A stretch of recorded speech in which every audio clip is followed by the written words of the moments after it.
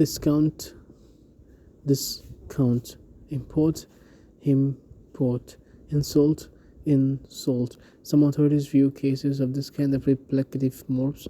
They would claim that the replacement of one phonological sequence by another is a morph, realizing the appropriate morpheme in all the cases that have been discussed in this section.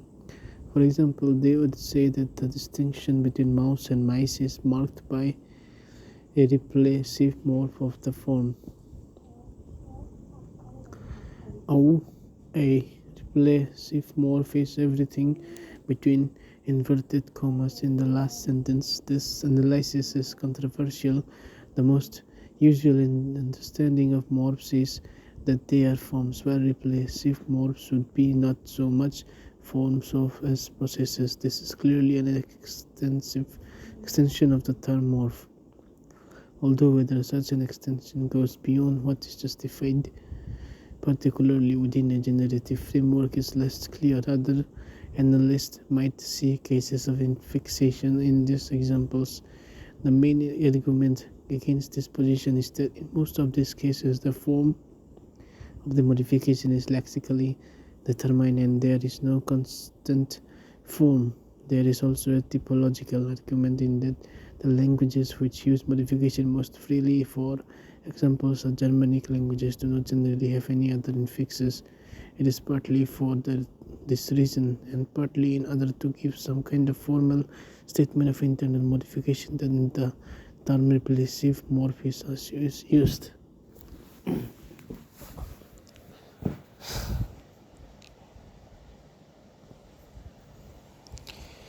3.4 Relationships with no change of form. There are many instances to be found where, although there appears to be an inflection or derivation relationship between two words, they have precisely the same form. Some examples are given below. English, singular, plural, deer, deer, fish, fish, sheep, sheep.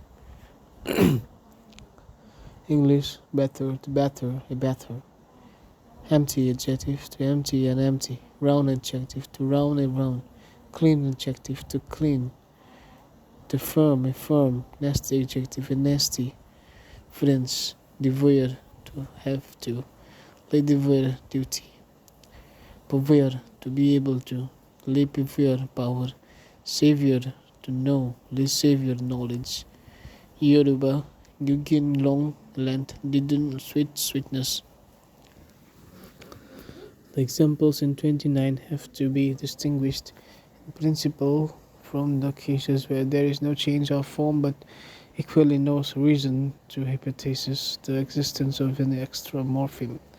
For instance, the English plural form in 29 do not work in the same way as the Maori plural forms in 30. Koro, channel. Koro, channels. Kuri, dog. Kuri, dogs. Kumara, kumara, kumara, kumaras. In English, it is normal for plurals to be overtly marked on nouns, while in Maori, it is the exception for plural nouns to carry any morphological mark. Plurality in Maori is marked by determiners, since morphemes have to do with both forms and meaning. Every morpheme must have both a form or series of forms and a constant meaning. If there is never any forms, we cannot set up a morpheme.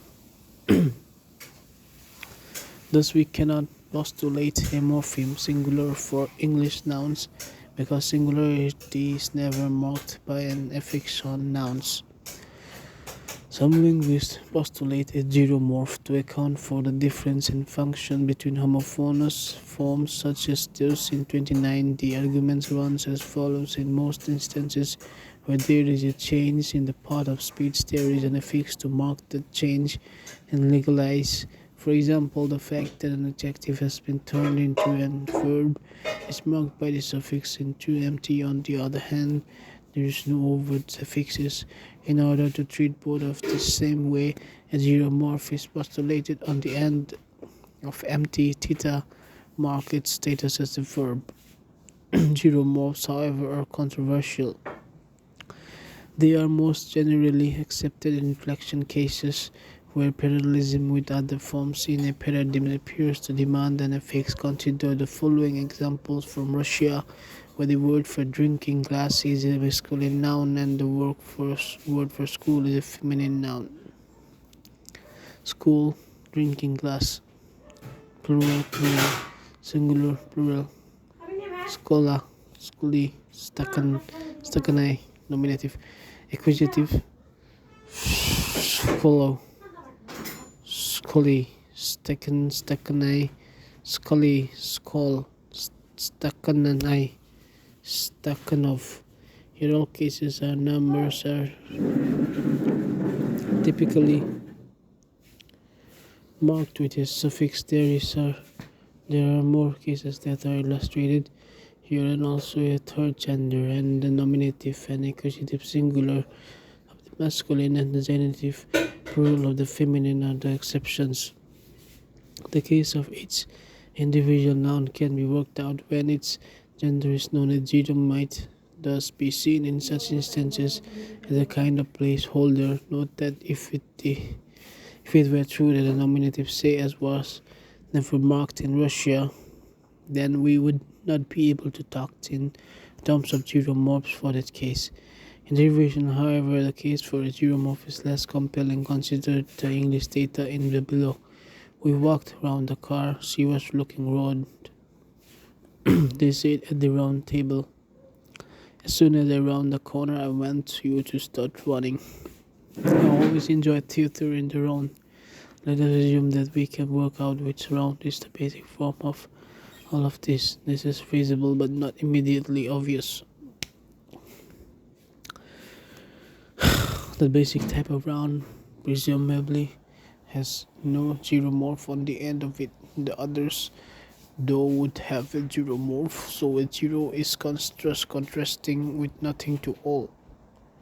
A lack of even a zero with this more all the others round must have different geromorphs, so that different zero contrast with each other. Even if this state of affairs is possible within a generative theory of morphology, it does not have much plausibility as an account of the way in which real speakers process languages. For that reason, the term conversion would be used here on for the derivational cases illustrated in 29.